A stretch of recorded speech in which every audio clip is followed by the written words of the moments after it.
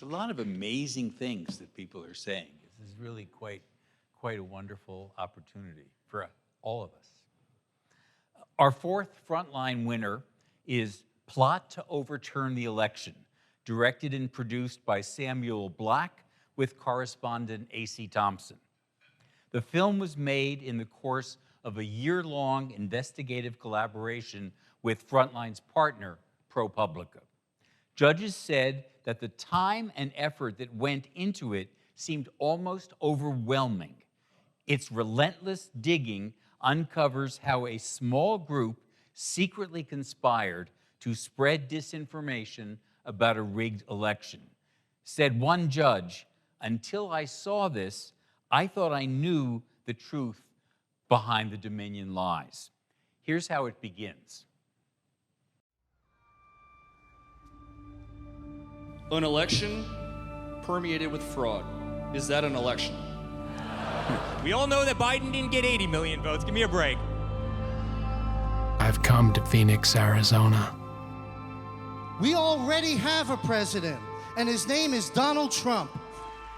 It's been more than a year since Donald Trump was defeated. We will, if I have anything to say about it, decertify the November 2020 presidential election.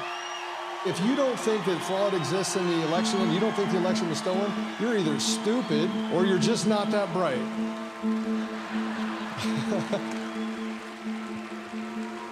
But across the country, millions of Americans continue to believe that the election was stolen from him. I'm here to talk to a man who's a big part of the reason why. We're excited to hear you. Thank you. Thank you so much for what you're doing. Thanks it's an honor to be able to do it. Patrick Byrne is a former CEO who spent millions of dollars casting doubt on Joe Biden's election. When I go up on the stage, it would be a good shot to come up behind me and film that, because the whole crowd. Gentlemen, please stand to your feet and greet Patrick Feel the Bird! He's part of a right-wing movement spreading the idea that the 2020 election was stolen from Trump. There's overwhelming evidence that it happened in November 20, that the election was rigged, and we're now at the point that the movement is trying to gain political power and change the way elections are run. I'm here because I want to understand the stolen election myth. Where did it come from? Who's behind it? And how is the ongoing battle over the last election threatening the next one? we are going to defeat this.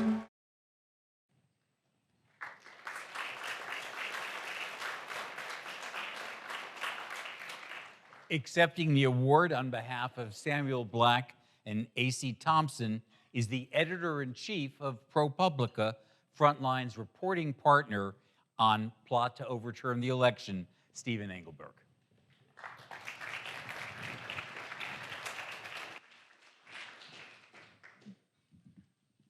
Good afternoon. Good afternoon, everybody. First of all, it's quite an honor to be here. I feel a little bit of an interloper since I've spent most of my life in text journalism, but never mind. Thanks to the Rainey Aronson, of whom you've heard so much. I've had a little bit of an introduction to this field as well. I'm accepting the award on behalf of A.C. Thompson and Samuel Black. I thought I would tell you a little bit about A.C. Thompson, who was one of the original hires at ProPublica. A genuine tough guy, former amateur cage fighter, bicycle messenger in San Francisco. If you've ever been there, you know what that means. He's done great work for us over the years. After the 2020 election, he came into my office and he said, before I came here, I had covered neo-Nazis and the far right. I think this is going to be important. We should create a beat for that, and I want to do it. And I said, fine, go ahead. That soon led to him and a team being at Charlottesville and shooting film, and a Frontline documentary that followed. Along the way, AC reported stories that led to the indictment of a number of people who were there who had escaped punishment for what they had done.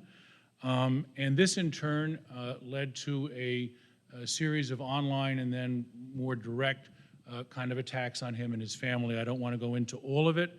Suffice it to say that Frontline and ProPublica ultimately had to hire private security for A.C. Thompson. So this work, while, by the way, not in any way similar to what it's like to work in the Philippines or Russia today, is not without risks.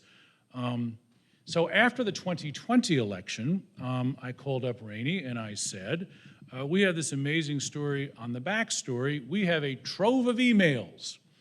And I can tell you that her heart leapt. It's very visual when you have a trove of emails.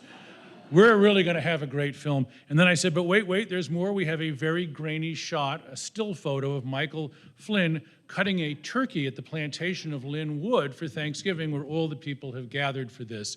And so we have one still photo and a bunch of emails. And she said, God love her, that sounds great. Let's get to work. And so we did. And it was an intricately reported story. Doug Bach-Clark on our staff at ProPublica, not one, not two, but three editors, Maura Shalhoub, Kit Rackless, and T. Christian Miller. Our lawyer, Jeremy Kuttner, who I have to mention because one of the sources in this story is emailing us once a week with complaints more than a year later. And I have now got a thing on my email set up where it goes directly to Jeremy Kuttner. So thank you, Jeremy, for continuing to read those emails and to get us legally through this.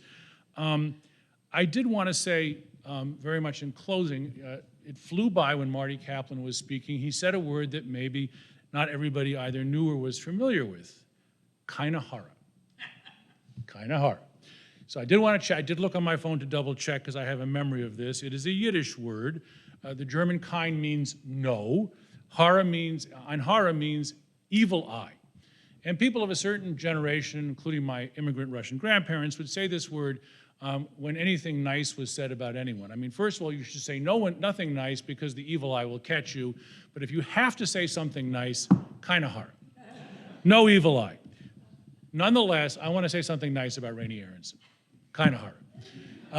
I have been working with Rainey Aronson on films, not through one, not through two, but three organizations. I did my first work with her when I was the founder of the New York Times Investigative Unit, and we decided to do a piece in the year 2000, I think, 1998, on a relatively obscure guy named Osama bin Laden. On September 11th, 2001, there were calls to Frontline from the White House saying, could you send over 20 copies of that biographical film? I moved over to the Oregonian as a managing editor. We did a documentary on the growth and outbreak of meth in the Northwest. And since my time at ProPublica, I've actually lost count, but I believe the forthcoming film will be our 15th, 14th, 16th, who even knows?